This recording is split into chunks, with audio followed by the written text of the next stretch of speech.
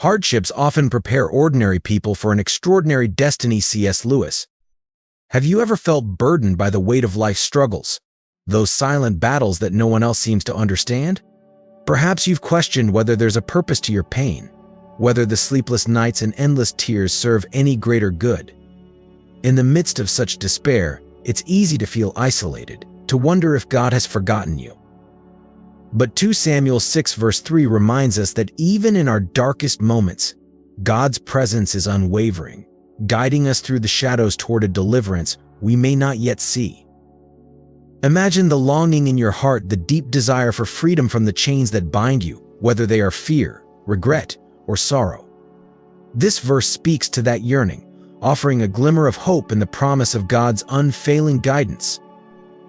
When the weight of your burdens feels unbearable, remember that these trials are not the end of your story. They are the crucible in which your faith is refined, leading you to a freedom that only God can provide. As you ponder this, consider how your own struggles might be preparing you for a transformation that goes beyond mere survival, moving you toward a life filled with purpose and meaning.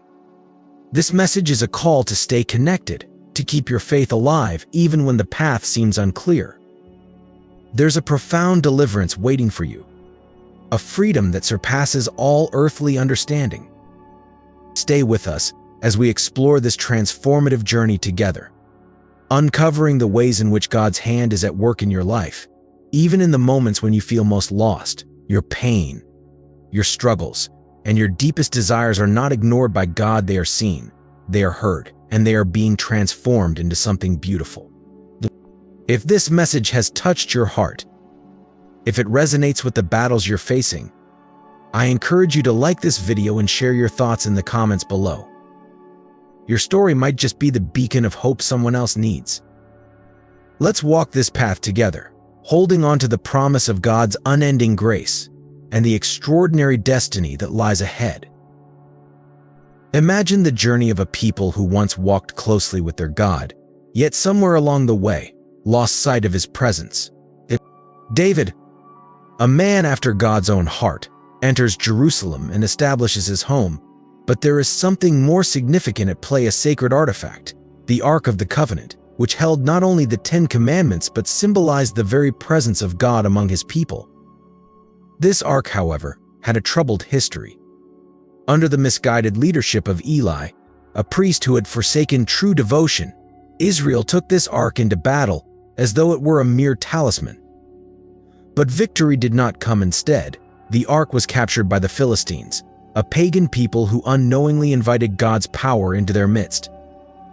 Now, consider the irony. The Philistines, who did not know the God of Israel, soon learned to fear him more than his own people did. As they placed the Ark among their idols, these false gods toppled and fell, unable to stand in the presence of the true God. Afflicted by tumors and terror, the Philistines sought to rid themselves of this sacred object, fearing it as a source of divine wrath. They returned the Ark to Israel, accompanied by offerings of golden rats and cows, an act both strange and telling of their desperation and misunderstanding. C.S. Lewis once remarked, "We are far too easily pleased." Israel had the presence of God, yet they treated it with familiarity and indifference, while the Philistines, though ignorant, were profoundly impacted by their encounter with the divine. How often do we, like Israel, take for granted the presence of God in our lives, only to realize its value when it is seemingly lost? Do we, like the Philistines, fear God out of a sense of obligation, or do we truly revere him? These questions challenge us to reflect on the state of our own hearts. Are we moved by God's presence, or have we grown complacent? Let us remember that God's presence is not a box to be carried into battle at our convenience, but a living, powerful reality that demands our deepest reverence and devotion. The Ark of the Covenant had rested in Israel for many years, but when David ascended to the throne, his heart burned with a desire to bring the sacred symbol of God's presence into the heart of Jerusalem. This was not just a king's duty, it was a spiritual longing. Yet, in his eagerness, David overlooked a crucial detail: the divine instructions. He chose to transport the Ark on a new cart, rather than following the scriptural mandate that it be carried by the Levites on poles.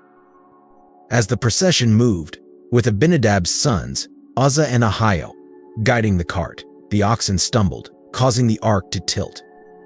Uzzah instinctively reached out to steady it, a seemingly innocent act, but one that carried severe consequences.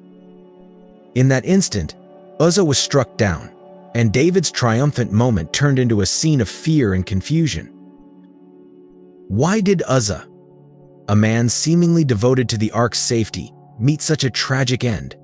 C.S. Lewis once pondered the tension between our intentions and God's will.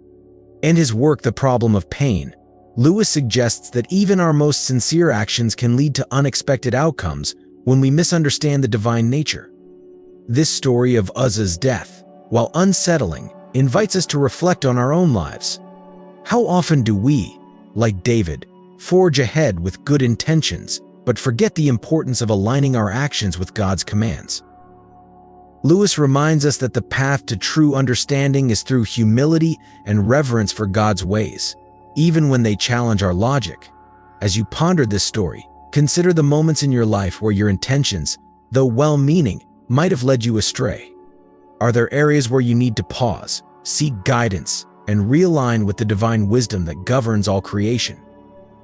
In the depths of our daily struggles, do we ever pause to consider where true power and peace come from? C.S. Lewis once observed that we are far too easily pleased, settling for mere distractions rather than seeking the divine presence that truly satisfies. Like David, who mistakenly relied on the methods of the Philistines, we often turn to worldly systems and strategies to find our way. But as Lewis reminds us, God cannot give us a happiness and peace apart from Himself, because it is not there. There is no such thing. David's error was not just in borrowing a flawed method, but in forgetting that God's presence was never meant to be carried by methods or programs. It was always intended to rest on the shoulders of those chosen by Him. The ark wasn't just an object to be transported, it was the very symbol of God's presence, and such a presence demands reverence, humility, and personal responsibility. Have we considered what burdens we allow on our shoulders? Are we carrying the weight of worldly pressures? Or are we bearing the yoke that Jesus spoke of, which is easy and light? Matthew 11 verse 30. Lewis also challenges us by stating, "You don't have a soul. You are a soul. You have a body." This profound insight shifts our focus from external circumstances to our inner spiritual condition. God is not searching for perfect programs or polished plans. He is searching for hearts fully devoted to Him, souls that carry His presence in every step they take. When Jesus declared, "The Spirit of the Lord is upon me," He wasn't pointing to a ritual or a routine, but to a relationship, a living, breathing connection with the Father. Similarly, God isn't looking for better strategies. He's looking for better people, those who are willing to let go of their own ways and embrace His. As Lewis would put it, to walk out of His will is to walk into nowhere. The devil, however, is relentless in trying to burden us with heaviness, guilt, and shame. But God offers us the garment of praise to replace the spirit of heaviness. Isaiah 61 verse 3. Your mind, therefore, is not a battlefield for anxiety, it is a sanctuary for peace. Your heart is not a repository for sorrow, it is a vessel for joy and righteousness. As Lewis poignantly notes, God whispers to us in our pleasures, speaks in our conscience, but shouts in our pains. It is His megaphone to rouse a deaf world. So, as you walk through life, remember that you are more than a mere participant in a routine. You are a living temple, a bearer of the Holy Spirit. Your shoulders are not meant for the weight of the world, but for the presence of God. Embrace this truth, and let it transform not just your actions, but your very being. You are not just a body with a soul, you are a soul, created to carry the presence of God wherever you go. Consider for a moment the symbolism of the threshing floor, a place of separation and revelation. The Bible, in 2 Samuel 6 verse 6, describes how Uzzah reached out to steady the Ark of the Covenant at this very location, a seemingly small action, but one with profound consequences. The threshing floor was not just a physical space, it was a spiritual metaphor for the process of discernment.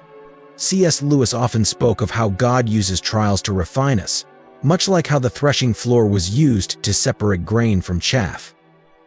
Lewis once remarked, God whispers to us in our pleasures, speaks in our conscience, but shouts in our pains. It is his megaphone to rouse a deaf world. Have you ever wondered why certain trials seem to weigh so heavily on your spirit? Could it be that you are in a season of threshing, where God is carefully separating what is useful from what is not? In ancient times, threshing was done through intense labor beating the grain or using animals to trample it. The heavier, valuable grain would fall back to the ground, while the worthless chaff would be blown away by the wind. Lewis would suggest that God does the same with our souls, allowing the winds of hardship to carry away our pride, selfishness, and fears, leaving only what is pure and true. Can you see how this process, though painful, might be an act of divine love? The threshing floor, then, is not merely an ancient agricultural tool but a spiritual crucible, where God prepares us for the next chapter of our journey, just as he did with Uzzah.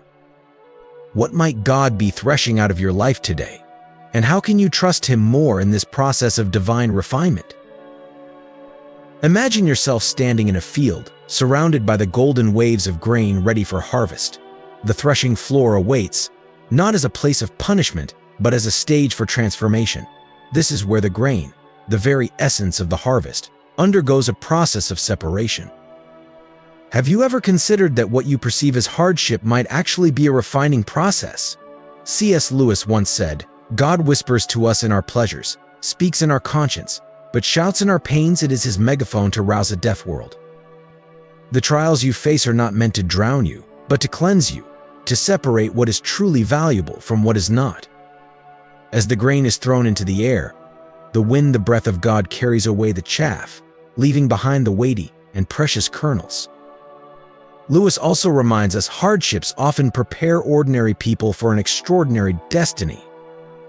You see, you are not being discarded, you are being prepared for something greater. The separation of the righteous and the wicked, as depicted in the scriptures Micah 4 verse 12, Matthew 3 verse 12, Psalm 1 verse 4, is not merely an act of judgment but an act of divine love, ensuring that what remains is pure, strong, and ready to endure. So, when you feel the winds of life tossing you about, ask yourself, what is God refining in me?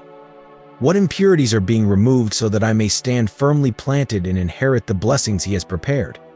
Remember, you are the harvest, and God's hands are at work, carefully crafting you into the masterpiece he intended. In the crucible of life's trials, we often face moments that feel like a relentless sifting, much like the ancient process of threshing wheat.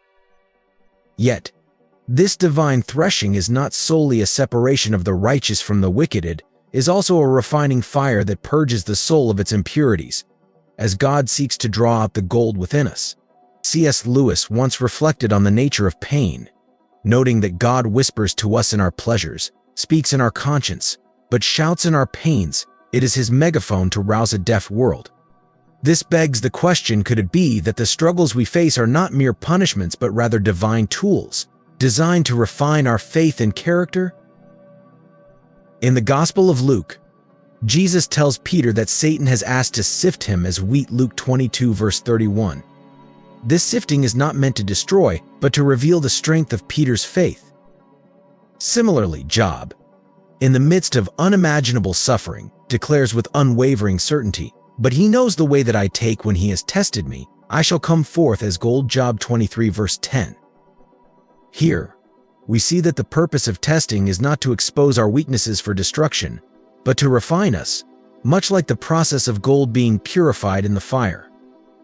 C.S. Lewis, in his profound exploration of suffering, often emphasized the idea that God uses these moments to remove the dross from our lives. Just as a jeweler removes impurities to reveal the true value of gold, so does God allow the shaking of our lives, as described in Hebrews 12 verse 27, to separate what is temporal from what is eternal. This shaking is not to leave us in despair, but to anchor us in the unshakable truth of God's word. As we endure these spiritual threshing floors, the devil may tempt us to abandon our faith, whispering that we are mere chaff destined to be blown away. Yet the Holy Spirit counters with a gentler, yet more powerful, whisper, reminding us to hold fast to the truth, to resist the urge to flee in the wind of our emotions, and instead to stand firm on the foundation of our faith. The question we must ask ourselves is this: will we allow these trials to define us, or will we emerge from them, like Peter and Job, stronger and more steadfast in our faith, refined as pure gold? In these moments of intense sifting and refining, remember Lewis's words: hardships often prepare ordinary people for an extraordinary destiny. These trials, though painful, are not without purpose. They are, in fact, the very means by which God prepares us for something far greater than we can imagine. When life thrusts you into the crucible of trials, where the very foundation of your faith feels like it's crumbling beneath you, do you find yourself anchored or adrift? C.S. Lewis once wrote, "God whispers to us in our pleasures, speaks in our conscience, but shouts in our pains. It is his megaphone to rouse a deaf world." Pain has a way of unearthing our true character, revealing whether we are the sturdy grain that stands firm or the chaff that is blown away by the slightest breeze. Consider Peter, who denied Christ 3 times yet found his way back, not because of his own strength, but because he fell back on the truth he once wavered on. Contrast this with Judas, who, though he walked with Christ, allowed his despair to drive him away from the light and into the darkness of his own making. Lewis also noted that hardships often prepare ordinary people for an extraordinary destiny. Your trials, no matter how painful, are not meant to destroy you but to refine you. When David sinned, he didn't flee. Instead, he cried out, "Create in me a clean heart. O God, renew a steadfast spirit within me." He understood that running away only prolongs the process, while falling back on the truth leads to restoration. Just as Job, in his deepest agony, declared, "I know that my Redeemer lives," we too must cling to what we know rather than what we feel. Feelings are fleeting, often leading us astray, but the truth is unwavering, a solid ground on which to stand. Have you ever faced a moment so dark that you questioned God's presence? Perhaps you've lost a loved one, experienced betrayal, or felt abandoned. In those moments, the devil may whisper lies, urging you to flee from your faith, your community, and even God himself. But remember, God is not punishing you. He is pruning you, preparing you for something greater. The enemy wants you to believe that your suffering is the end, but Lewis reminds us we are not necessarily doubting that God will do the best for us. We are wondering how painful the best will turn out to be. The pain you endure is not in vain. It is the refining fire that purges the impurities from your soul, making you pure as gold. In times of sifting, don't fly away like chaff in the wind. Fall back on the truth, on the promises of God, and on the knowledge that He is with you even in the furnace of affliction. Just as an archer pulls back an arrow to launch it forward with greater force, God may be pulling you back now only to propel you into a future of greater purpose and impact. When you feel buried under the weight of your trials, remember you are a seed being planted, not a soul being abandoned. Trust not in your feelings, which are as shifting as sand, but in the unchanging truth of God's Word. The Bible teaches us that testing strengthens our character and proves our faith is genuine. As Lewis aptly put it, God, who foresaw your tribulation, has specially armed you to go through it, not without pain, but without stain. So, when the sifting and shaking come, and they will choose to fall back on the everlasting arms of God, for it is there that you will find strength, restoration, and ultimately victory. In the vast expanse of your spiritual journey, have you ever found yourself confining God to a single moment? A solitary experience? It's a natural inclination, but one that can dangerously narrow our understanding of the divine. Consider David's reaction when Uzzah was struck down for touching the Ark of the Covenant. David's immediate conclusion was that God's nature was solely punitive, a God to be feared and kept at arm's length. But is that truly who God is? C.S. Lewis, in his work The Problem of Pain, challenges us to think beyond our limited perceptions.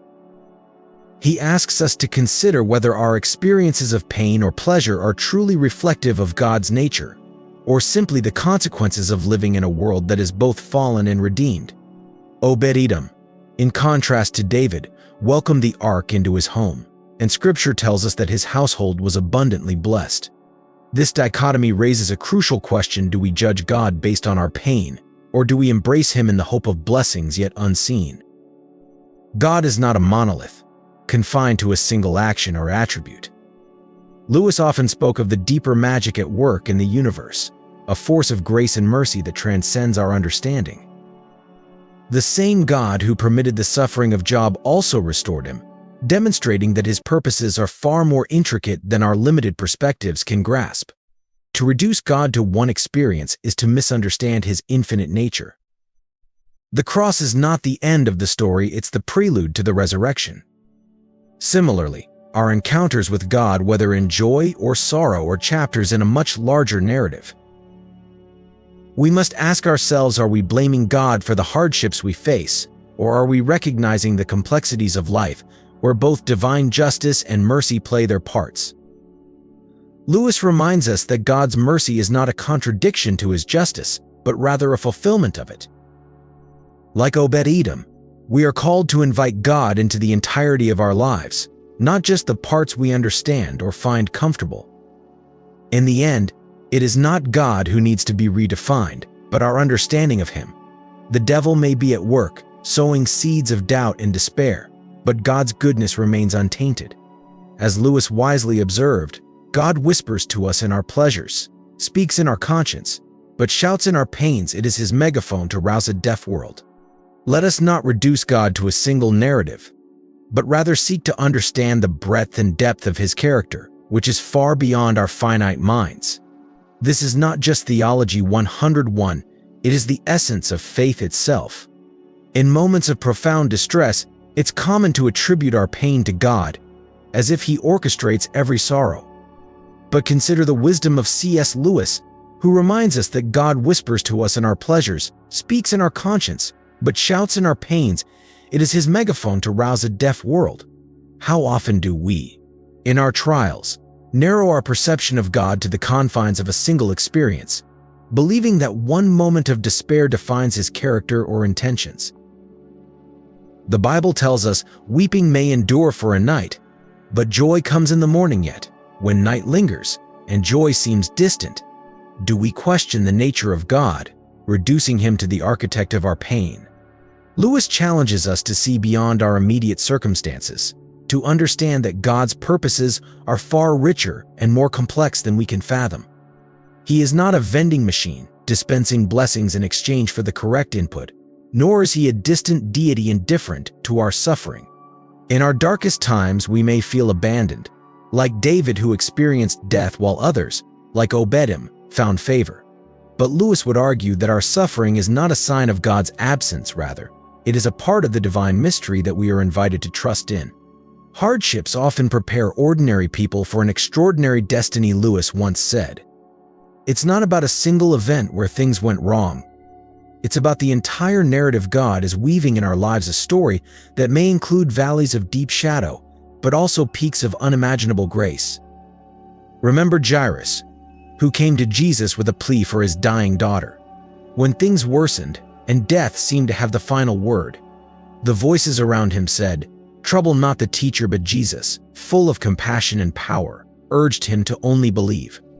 This is where we find the crux of our faith in believing, even when the evidence seems contrary, that God is still at work. The same God who allows the breaking also brings the breakthrough. The God of the cross is the God of the empty tomb. C.S. Lewis would encourage us to see that every trial, every sorrow, is an invitation to deeper trust, not a reason to walk away. Just as Jesus led Jairus to witness a resurrection instead of merely a healing, so too might our expectations be surpassed in ways we cannot imagine. God is not confined to our limited understanding. He is the God of resurrection, of new beginnings, of life beyond the grave.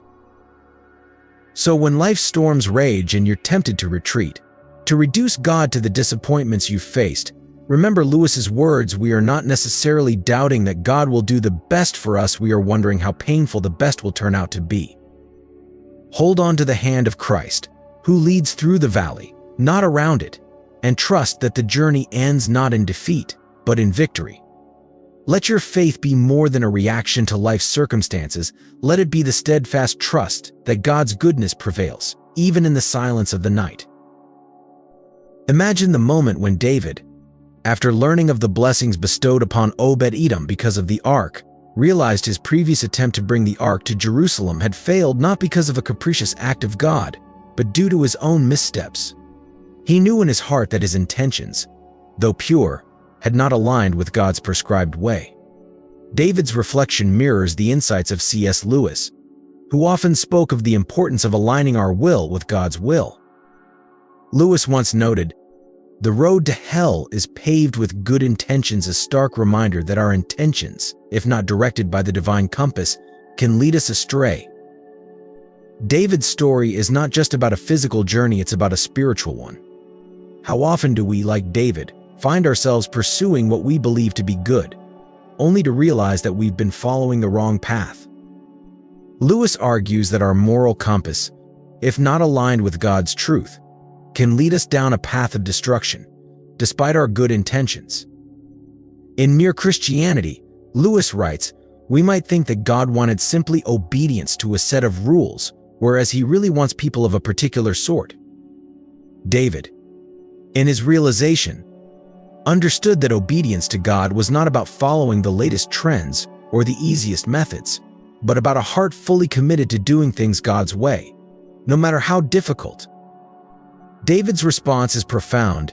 Instead of turning away in frustration or blaming God, he chose to humble himself, correct his course, and try again, this time with full obedience. He didn't allow past failures to dictate his future actions. Instead, he chose to go all out for God, dancing with all his might, unashamedly worshiping, and fully committing to doing it right this time. Lewis would call this a moment of repentance, not merely feeling sorry for what had gone wrong, but actively choosing to change direction. This story challenges us to reflect on our own lives. Are there areas where we, like David, have had good intentions but have strayed from God's will? Have we, perhaps, allowed cultural norms to dictate our actions rather than seeking God's direction? And if we realize our error, do we have the humility to correct our course, to do it again, do it right, and do it better? David's journey teaches us that it's not enough to have the right intentions, we must also have the right direction. As Lewis so aptly put it, to walk out of God's will is to step into nowhere. David chose to step back into God's will, and in doing so, he not only corrected his path but also experienced the fullness of God's blessing. Let us, too, examine our lives, ensuring that our good intentions are aligned with God's perfect will, and be ready to correct our course when necessary, trusting that in doing so, we will find our way back into His grace. There was a time when your soul burned brightly with the fire of faith, a time when your home was a sanctuary for believers, a beacon of light in a world that often feels dark. But then life happened, perhaps like Uzzah reaching out to steady the ark. You or someone close to you stumbled. The pain of that moment, whether it was your own mistake or the fallout from someone else's actions, left a mark. And in the wake of that hurt, you took a step back. You still believe, you still love God, but trust doesn't come as easily as it once did. The distance between you and God has grown, a chasm created by the wounds of the past. C.S. Lewis once wrote, "God whispers to us in our pleasures, speaks in our conscience, but shouts in our pains. It is His megaphone to rouse a deaf world." Have you ever considered that the pain you felt might be God's way of drawing you closer, of calling you back to Him with a deeper, more profound trust than you've ever known? The easy faith of youth is no longer enough now. You are called to a mature faith, one that has been tested by the fires of life's trials. It is easy to hold back, to protect your heart from further hurt. But what if this is the moment to lean in, to trust again, to give your all to God without reservation? When you stepped into this new church, perhaps your heart was hesitant, cautious. And who could blame you? After all, the scars of past experiences can make us wary of opening ourselves up again. But here's the truth: God's people may have hurt you, but God Himself never will. This is not about reliving the past or recapturing what was lost. This is about moving forward with the wisdom and strength you've gained. As Lewis also said, you can't go back and change the beginning, but you can start where you are and change the ending. What if you chose to do just that? Maybe you've faced setbacks, maybe you've lost something dear, be it a marriage, a business, or even the hope of having children. But the story isn't over yet. Just as God gave Job twice as much as he had before, he can restore and renew what you thought was lost. What if your deepest desires were meant to be fulfilled, not in spite of your fears, but because you dared to dream again, to hope again? What if your greatest achievements are yet to come, born out of the ashes of your past disappointments? So, I challenge you, do it again. But this time, don't do it in your own strength. Do it with God, and do it better. Let your dreams be greater than your memories, your faith stronger than your fears, and your future brighter than your past. Trust that God has not brought you this far to leave you. As you step out in faith once more, may you see the glory of the Lord revealed in your life, and may His promises come to fruition in ways you never imagined. The word of the Lord is clear: do it again, but do it with Him by your side. Michal's story is one that many can relate to, a tale of missed opportunities and unspoken fears. Have you ever found yourself on the sidelines of life, watching others embrace their purpose with passion while you remained frozen by judgment or fear?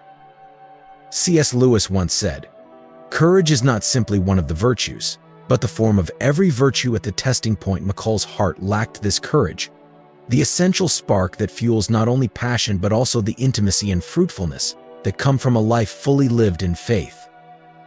Michal's judgment of David as he danced before the Lord reveals a deeper struggle within her, one of disconnection and isolation. Lewis, in his work The Four Loves, explores the idea that love and passion are inherently tied to vulnerability. To love at all is to be vulnerable, to open oneself to the risk of pain and disappointment. Michal, however, chose to protect herself by staying behind the window, both literally and metaphorically, and in doing so, she cut herself off from the life-giving intimacy that could have been hers. Her barrenness was not just a physical reality but a spiritual one, a symbol of the fruitlessness that comes when we withhold our hearts from God and others. Lewis also wrote, "Nothing that you have not given away will ever be really yours." Michal, in her refusal to join David in his passion for God, lost not only her chance to share in his joy but also the possibility of producing something lasting and meaningful in her life. As you reflect on Michal's story, ask yourself, where in your life have you been a spectator rather than a participant? Have you allowed fear or judgment to keep you from stepping out in faith? Remember, where there is no passion, there is no intimacy. Where there is no intimacy, there is no fruit.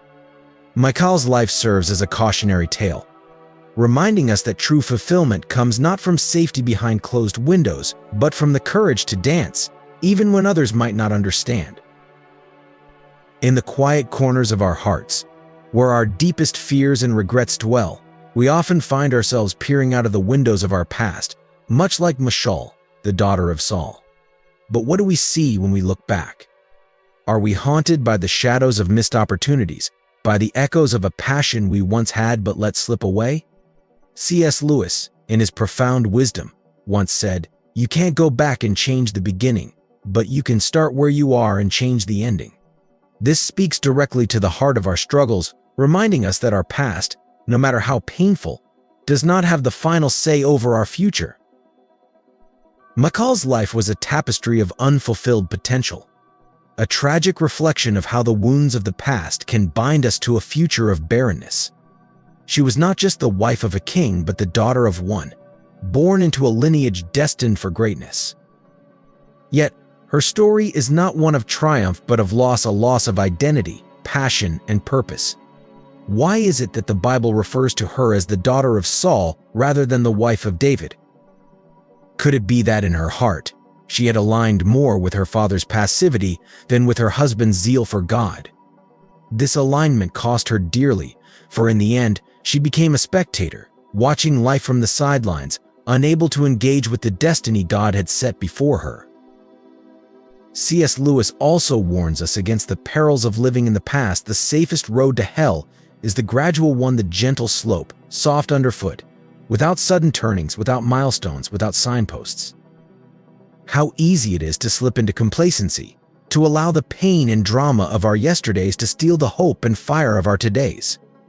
Michal, in her passivity, allowed her pain to paralyze her, to rob her not just of her joy but of her future. She needed healing, yes, counseling, perhaps, to unburden her soul from the trauma that weighed so heavily upon her. But more than that, she needed to reignite her passion for God, to refuse to let her past dictate her future. So I ask you, as Lewis might, are you still watching from the window? Do you find yourself caught in the trap of passivity, excusing yourself with the pain you've endured? The pain is real, the trauma undeniable, but Lewis reminds us that pain insists upon being attended to. God whispers to us in our pleasures, speaks in our consciences, but shouts in our pains. It is his megaphone to rouse a deaf world. What if your pain is not meant to paralyze you, but to propel you into a future where you are no longer defined by your past but by the work of God in your life today? Michal's story is a cautionary tale, but it doesn't have to be ours. We are invited to step out of the shadows, to close the window on our past, and to engage fully with what God is doing right now. Lewis encourages us to keep moving forward, to let go of the past, not in ignorance of it, but in defiance of its power over us. The present, he says, is the point at which time touches eternity. Today is the day, not tomorrow, not next week, but today, to rekindle our passion, to reignite our zeal, and to step into the destiny God has prepared for us. Will you remain a spectator, or will you become a participant in God's grand narrative? Let us choose today to stop watching and start living, to stop excusing and start embracing the future that God has for us. Like Lewis, let us see that our past pain can be the very catalyst for our greatest growth, that our passivity can be transformed into a passionate pursuit of God. Let's close the window, step into the light, and participate fully in the work that God is doing in our lives. Today is your day. Claim it, live it, and watch as God transforms your story into one of redemption and purpose.